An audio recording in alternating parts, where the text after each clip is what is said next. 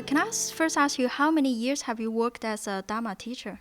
It first started around about 1998, so approximately 13, 14 years ago.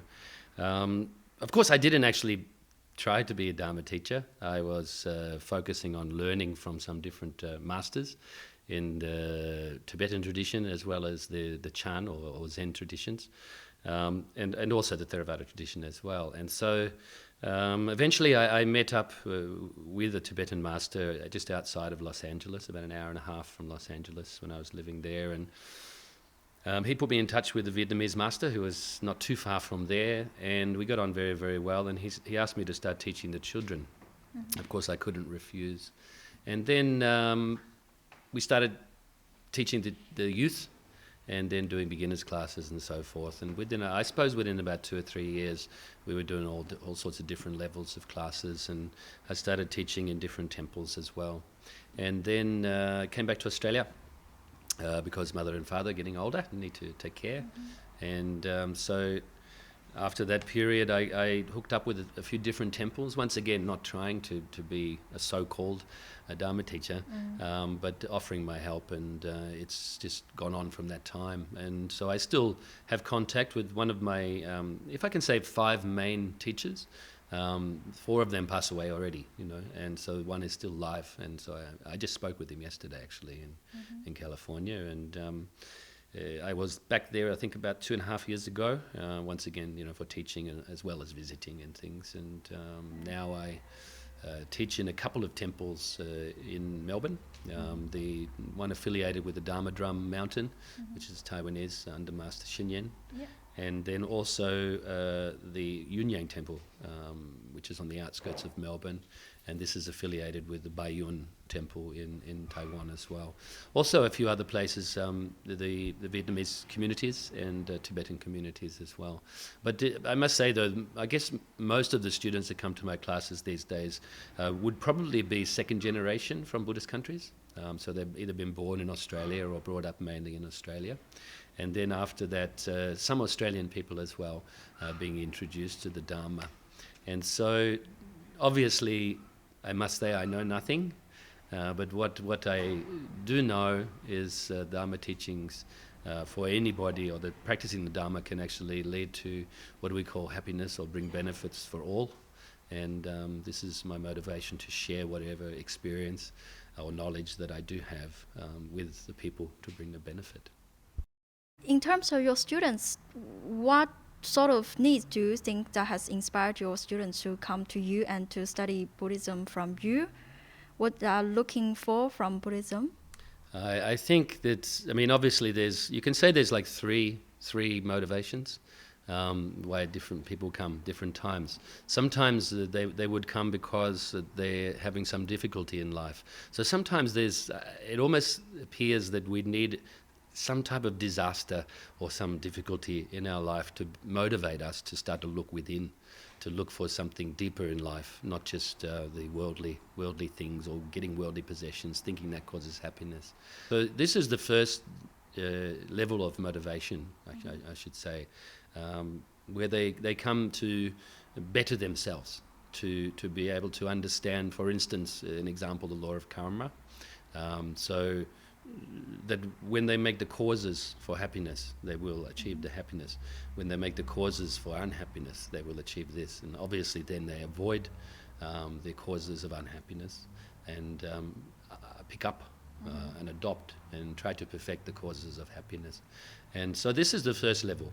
Unfortunately, sometimes on the people that come with this intention don't end up coming for very long because they expect immediate results. As you know, in this world today, we have a lot of problems with the expectation of immediate results because we have mobile phones, we can call. Like I said yesterday, I spoke with my Vietnamese Chan master from Los Angeles, and I think it cost me about 50 cents for a 20-minute phone call or something with a phone card. So, and it was so easy just to talk with him. It was like I was speaking with him next door. We also have computers where we can access a lot of information straight away, and all sorts of different media where it appears that, and even world travel is reasonably quick. And so it appears that we can get results straight away, and I think a lot of people are conditioned by this, and so when they come to a Dharma class, they expect immediate results. So as time goes on, I'm trying to work out different ways on helping these people to realize they can't expect the immediate results. Sometimes, of course, immediate results do come, but more often than not, we need to spend a little bit of time to condition our minds into being more the way of creating the happiness or creating the conditions for our path, And then the other next level, obviously, is to end the mental afflictions, to totally give up the ignorance, the attachment, aversion that causes all of our struggles. And then, of course, there's the idea of enlightenment, or Buddhahood, or Arahanthood, or whatever words we use, nirvana, things like this, these words. This, of course, is a very high intention, So some people already have, from, you could say, maybe earlier this lifetime or previous lifetimes, planted the seeds in their mind. So it's very quick for them to understand, at least understand that there is possible to attain enlightenment in here and now, or in this life, or plant the seeds in this life for subsequent lives, for the achievement in subsequent lives. And so, what is the main motivation that people attend Dharma classes? It's to understand themselves, really. Even with these three different types of intentions that I just mentioned, I think the main motivation is to understand the self, and it depends on that person's previous experience and so forth, which level they're aiming at. So if people can understand their minds even just a little bit better, then there is obviously less chance of them continuing with the difficulties or creating and causing the difficulties, and much more chance to achieve what we call happiness. What else do they want? We can look at, people have different ways of living, different cultural ways, different jobs, different things we study. And if I myself and maybe other Dharma teachers, if we can find out what it is that they're actually doing and what their hobbies are, what their work is, then we can actually explain the Dharma accordingly. I had a very fortunate meeting, one of a few, with His Holiness Dalai Lama not long after I started being a so-called teacher in about the year 2000, and I queried him on the best ways to teach. And it was a very, very fast answer. The answer was, if he's a plumber, if somebody's a plumber, you teach accordingly. You teach Dharma, plumbing, or plumbing Dharma. If somebody's a football player, you use that examples. You use the football as examples. And then he mentioned electrician, and he said, electricity is very easy to teach Dharma with these examples. So, like how? Well, because the interconnection. Oh. Like the AC, DC must come together. If they're not together, the electricity doesn't go very far. But everything is interconnected, as the Buddha taught. Everything is interdependent, and so it's actually very simple to teach, especially the foundation, the very basic part of the Dharma, according to what people do in their lives. So if we can do that clearly, then I think it will help people to become enthusiastic, to actually see that this is helpful, even if they don't get immediate results. Before you become a Dharma teacher, you have a glorious past. You were some would say. You were actor starring in the famous Australian series Neighbours, and you have modeled. You have also been accomplished musician. So some people might not understand that why you have give up the glamour and fame to pursue a career in the Dharma teacher. Well, like I said before, it wasn't the case of pursuing it. I mean, I guess I pursued the Dharma path to realize my true nature, and then I realized the only way to do that is also to help others to achieve that as well. But looking back at, I guess, the type of work I've done in my life, music is something I did from a very young age and earned, pocket money from either teaching beginner's guitar when I was 13 years old and playing in a few little sort of bands here and there. And then in my 20s, obviously I took it much more seriously.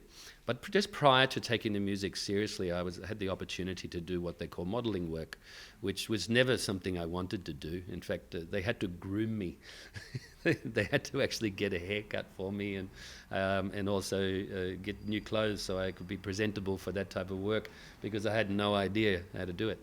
But anyway, I did that and traveled around the world with it, actually, and did a lot of things like TV commercials and things. It was a great experience to learn about different cultures and so forth and get paid for it. Mm-hmm. So it was a good thing. But it was never going to be something that I was going to do for very long. Then the music came along, and was very serious about it and had some good amount of, you could call success or whatever, worldly success. And the TV came along.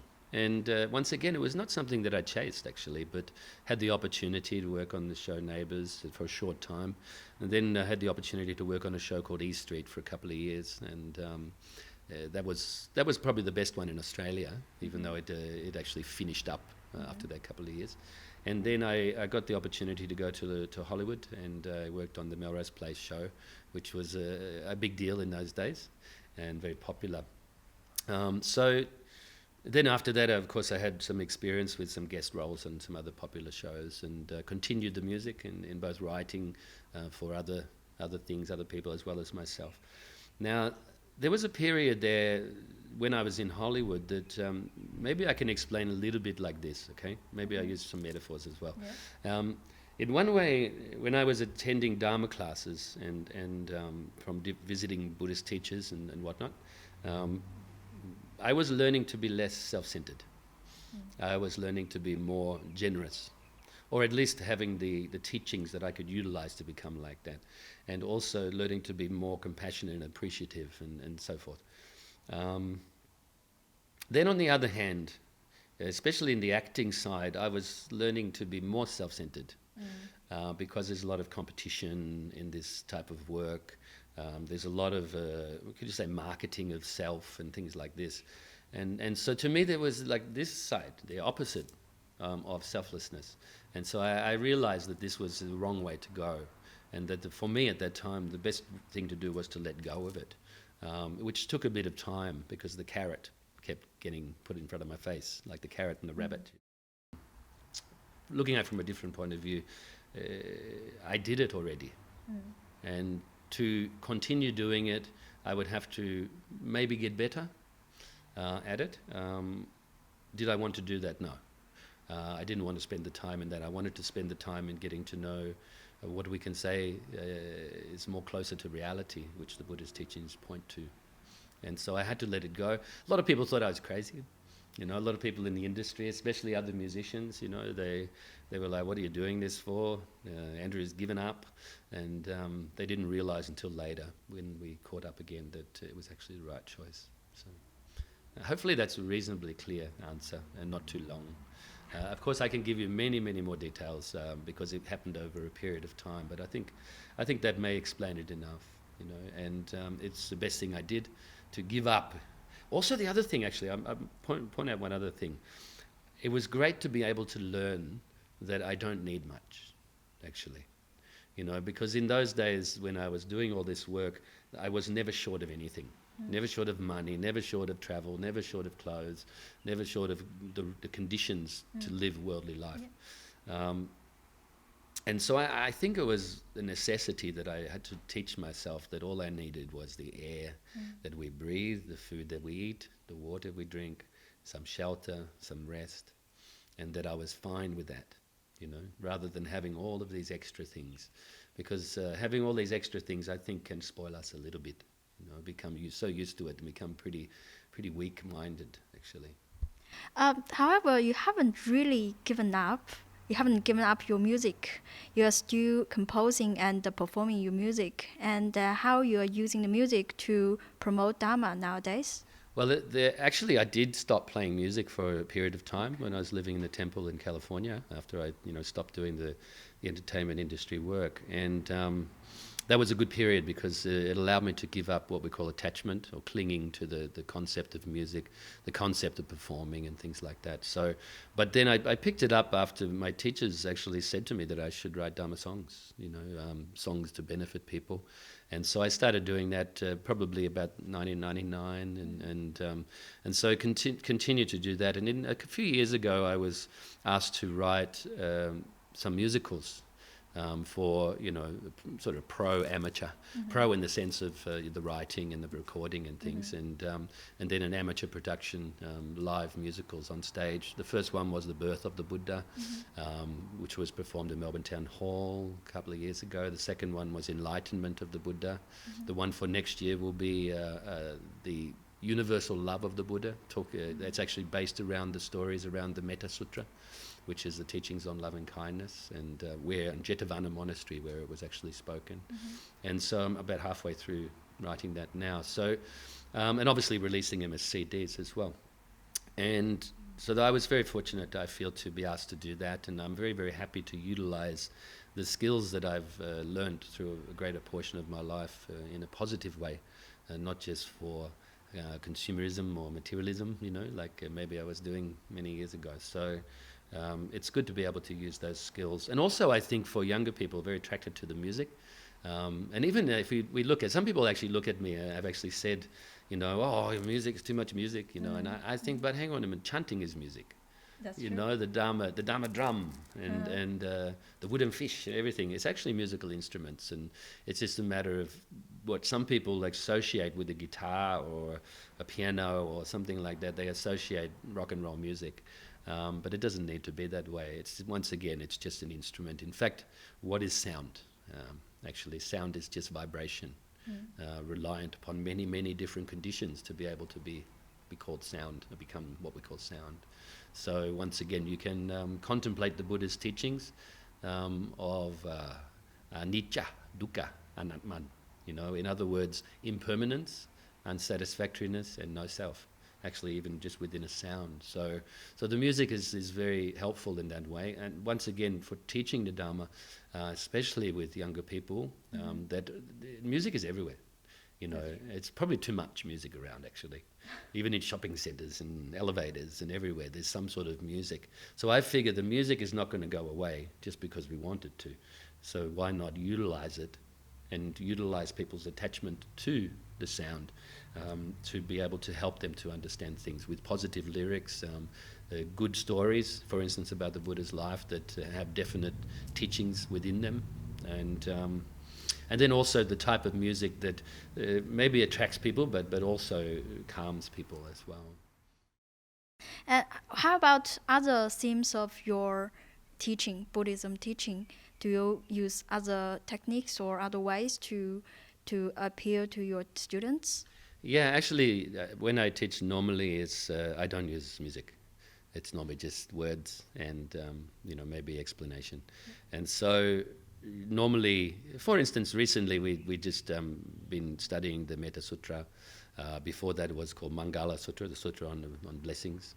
And prior to that, we were looking at the Hat Sutra, which is the Mahayana Sutra on perfection of wisdom, And so, but other times it's different subjects, It depends. Recently at one of the temples, it's from the Tibetan tradition, there's teaching called the Four Preliminary Contemplations, contemplating impermanence, the precious human life, law of karma, and cyclic existence, and what it incorporates. So it depends on what is needed at the time, and obviously for different types of people.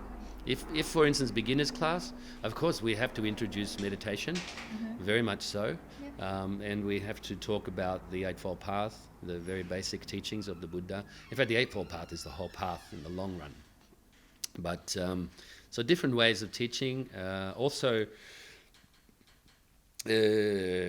visiting places like prisons, obviously they have different needs in there. We do a lot of talking about patience and give up anger and so forth, and how to purify the mind of the negative thoughts relating to previous maybe negative actions and things. And also hospitals or an person's home. What do they call that? Retirement village. I visited recently, and none of them were Buddhist. So obviously, I try to put it into their language. In that case, most of them were Christians. So I obviously use those types of examples. The last question: what do you think the future holds for Buddhism in Australia and elsewhere? Since you taught both in Australia and in the US, right? Yeah, well, the US is something that I'm not living there now, so I can't really tell. I did notice, though, when I was in the US and came back to Australia, that the acceptance of the Dharma in the US was far more advanced than in Australia at that time. But Australia is quickly catching up with that, and so America is sort of, we say it's advanced. I'm not going to be putting down America now, but I will say this, it's also advanced in more crime and things like that. So Australia, we're a smaller country in population, so maybe things take a little bit longer to get accepted and so forth and get practiced here. I'm actually excited, but not like attachment excited, okay? Just very happy, very hopeful that the Dharma in Australia will help. It is already helping the Australian community as a whole. Also, I think what's really exciting is the fact that we have all of the Buddhist communities here, and also the States, and also different other places in the world, where in the history gone by, it was very hard to travel between the countries. Even in Asia, the Buddhist countries, there wasn't a lot of, it would take a long time for instance, a monk or nuns or whatever to travel to different countries to experience the different views and different ways of practice. And so there was a lot of segregation in that sense. Like in China, for instance, the Chinese Buddhism, south, and then the north, and then Japanese Buddhism, Tibetan Buddhism, they were to practice in their own country. And so a lot of differences came. Not so much difference in philosophy, but difference in outward looking, the practice. Different focuses maybe. And so I think in Australia now we have all of these different traditions, or wings of them, and I think it's really wonderful for the future understanding of the Dharma, actually, because I know a lot of people have disagree with me when I've said that to them. They say, no, it's actually more room for confusion, and I said, well, yeah, if you go about it the wrong way, then it's going to lead to a lot of confusion. But if you go about it with the right intentions, then the right motivation, then I think we can all learn from each other. Maybe I can use a very well used example, or maybe two examples. One, in a garden with flowers. There's many different flowers, but all helping each other look beautiful, right? And the same with food. In Australia, for instance, if I can just talk about worldly stuff for a second, we have all these different types of food. We have Chinese food, we have Italian, Greek, all these different types of food. If the people didn't come here from all of those different cultures, we would only have meat and potatoes. Well, maybe not, but you know what I'm trying to get at here. And so having all of these different flavors is wonderful, actually. And I think that's the same with the Dharma. Yes, there's a lot of room for confusion, but if our intentions, motivation are pure, then I think a lot of room for understanding.